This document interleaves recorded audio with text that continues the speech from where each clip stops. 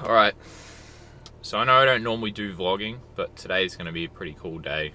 But it is currently 3:45 AM. I just got up literally 5 minutes ago. A 1 hour drive to the airport, then I got a 1 hour flight, and then another 1.5 hour drive. But it's going to be a pretty cool day.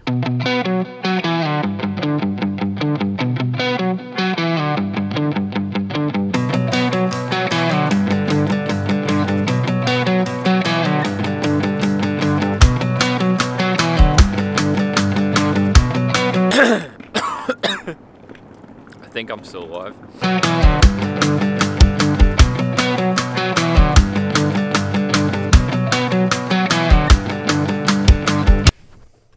Alright, so we made it. We're in Sydney. Today is going to be a day of filming. You guys probably remember me doing that video a couple of weeks ago or months ago or whatever on following some drift cars around a track. And the main shot, sort of the end of that video, was my mate in his S13. Now it's owned by a friend of mine named Jake Jones. He's got his own YouTube channel. Does a whole lot of drifting, does drift demos and all this sort of thing. And he's got another car which he's been working on for a while, and we're doing a test day. So I've come up here just to do some filming. It's not a commercial job or anything like that, but it just seemed like a really good opportunity to get some cool footage in a more closed environment. So although it's not a paid job or anything like that, I still try to do the best job I can, and part of that is making sure that I've got plenty of spares. So I've brought basically every quad that I've got, my little box of spares and tools and everything. Crammed all of this onto the plane on the way up here, so before I get out to the track, quickly basically put props on all of the quads, just give them a quick test of a tech video and all that kind of thing, just make sure that they're all good to go.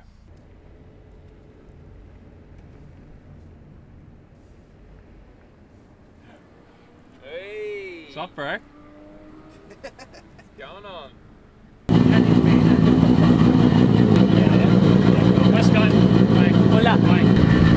Fucking thing's crazy. I'm gonna give him a couple of test runs. He's essentially here testing the car today, so it just had it tuned and a new turbo and stuff fitted yesterday, so wait a little bit until I go out.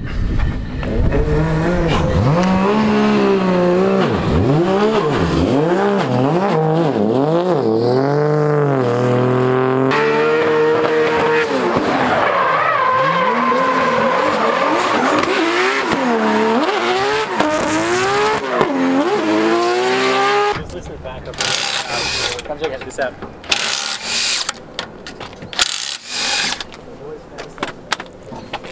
So, oops, sorry. Oh. So that's left and right from right here. In car. I feel like an amateur in this company. Pro video guys, photographers, and then I got my mini quads here. Still, it's going to be fun.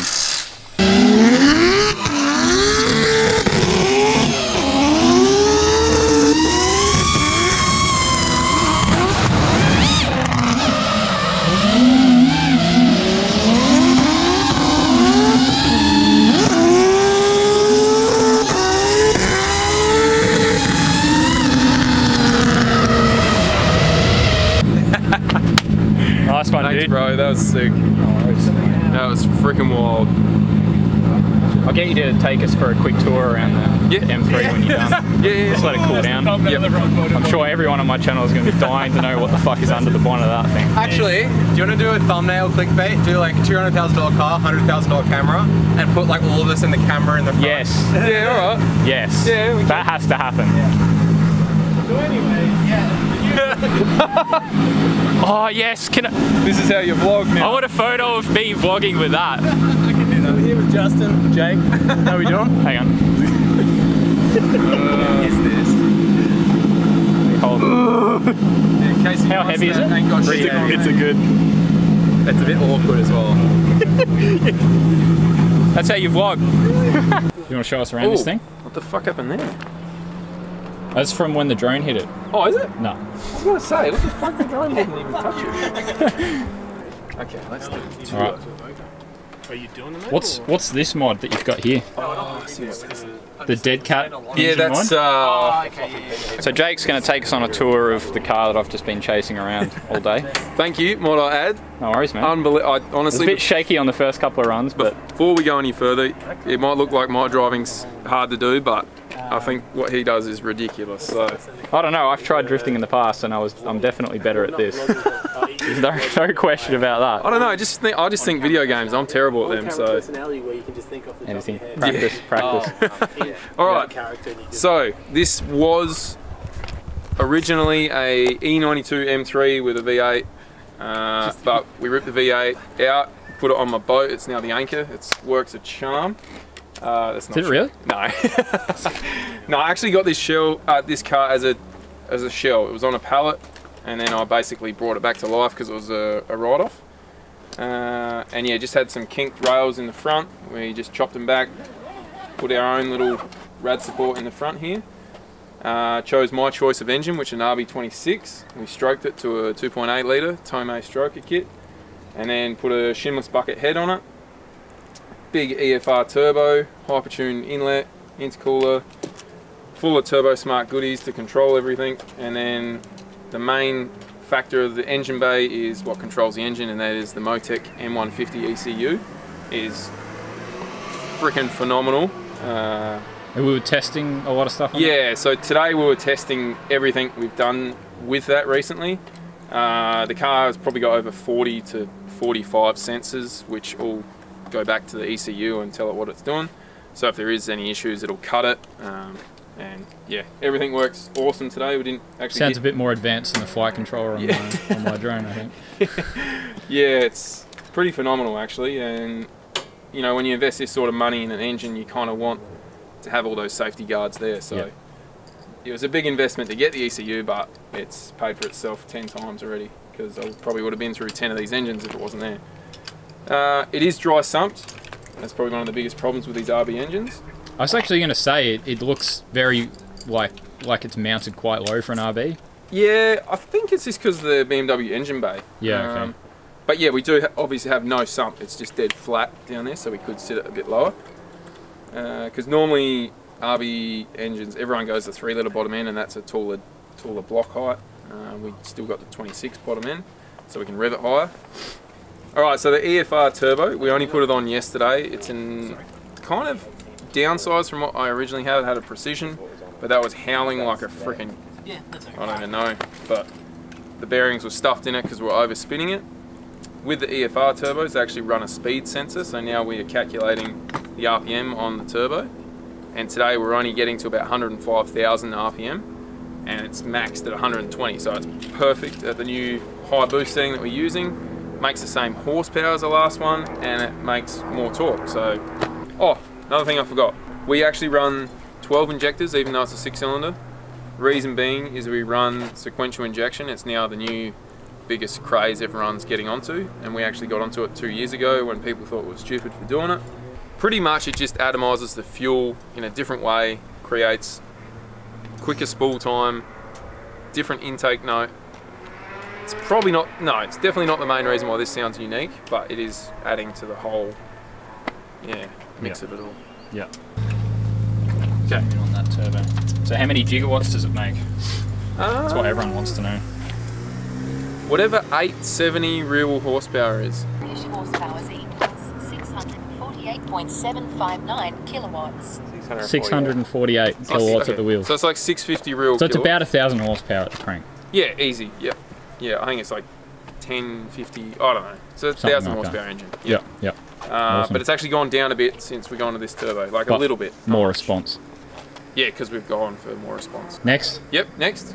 So all that power gets transferred into a twin plate clutch. It's just an off the shelf, absolutely not fancy at all, twin plate clutch. But then we go into the sequential gearbox, which is by far my favourite thing, one of my favourite things about the car, because obviously to go up gears you pull back, and to go down gears you push forward. It's only a 5-speed, but yeah, it's freaking so much fun. I have got them mixed up though between the shifter and the handbrake because they both do the same thing. Yeah, right. Physically, not. Yeah. Literally. And then yeah, we got the Motec dash, so everything the ECU is recording and telling whatever, you know, gets transferred through to the dash here. And those dashes are completely programmable in every way, so you can put your own backdrop in it, you can put your face on it if you want, you can, yeah, it's just a computer screen. Staring at your face. You can do whatever you want. And then yeah, obviously a full FD spec roll cage in it, and then we go towards the rear end. We'll stick with the driveline. It actually runs a Winters quick change differential, which is normally out of a sprint car. For all you American guys that watch the Snake channel. Oh, yeah, disregard. I've done that. some rallying today. So down here you can see the Winters quick change. So we can literally pull the back housing off of that, and there's 2 cogs in there. You can slide, they're on like a slided shaft, whatever you call it. They're not pressed in, so you can slide them off, put 2 new cogs on, you got a different diff ratio, or you can swap them around. And I haven't had to use it yet, but when I get to weird tracks where I need to change where the car's revving in what gear, that's going to be very helpful. Yep. We also got the radiator in the boot here, just to help with cooling, because obviously the front's pretty full on. Massive duct. And yeah, through the rear window, the air should be traveling, because it's kind of like a downforce at the back of the car. But what I didn't factor in is on every single car you have turbulence created at the back, so it doesn't really flow out the best. The fans are helping it obviously, but still needs some fine tuning, that does. And then all the components that we run fluid wise are in the boot here. We've got the fuel tank just under there, we've got the oil tank, we've got the fuel surge tank, oil catch can, and obviously all the water in the radiator. So it's extremely heavy at the back, but that makes up for the heavy RB engine, and the car is almost 50-50. It's pretty well perfect, really. Could do with a few less kilos, so could the driver, but you get these things. And that is... That's about it? Yeah, that's my dream car.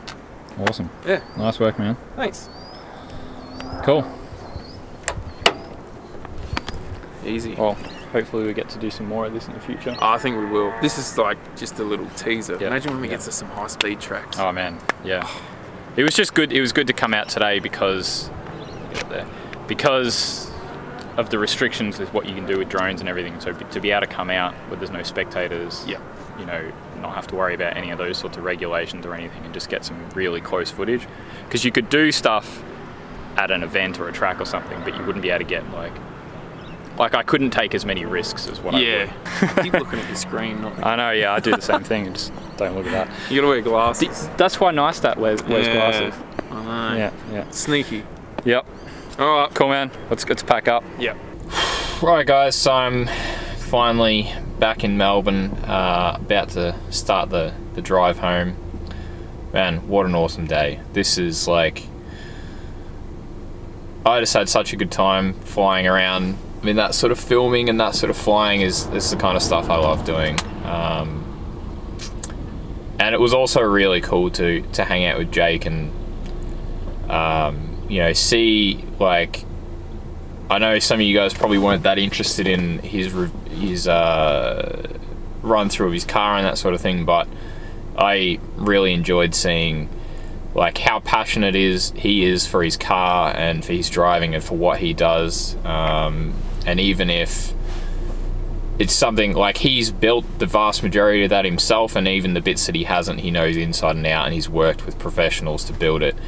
And you know, I've got a lot of respect for you know, he doesn't have it would be easy to look at like his YouTube channel and see all the stuff that he does and like the quality of that car and the level that it's at, and think that he's just got heaps of money and, you know, all that kind of thing. But that's definitely not the case. Like, the dude just works his ass off, and that's his passion. So you know, hopefully I was able to help him create some cool content, and he gave me the opportunity to do some good content for me and for you guys. And it was a really cool day. I'm absolutely destroyed. Like, I've been up for, what time is it now? It's 11:30. Been up. It's 11:30 p.m. We've been up since 3:30 or something. I can't remember. Yeah, I kind of stopped filming toward the end of the day, so prior to me recording this, I can't really remember what the last thing was that we did. End of the day, I hung around for a bit and tried to stay while Jake went to the drag strip and ran his car there just for a bit of fun, but unfortunately I had to leave before he got a run in because I had to get to the airport. So don't know how he did on that, but I'm sure it was a blast. So yeah, I hope you guys enjoyed this.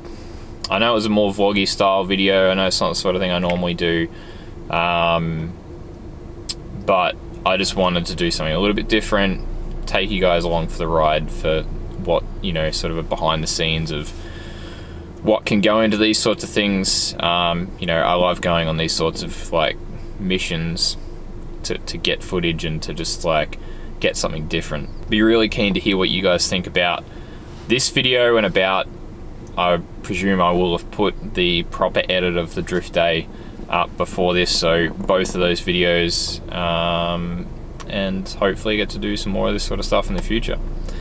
Thanks for watching, guys.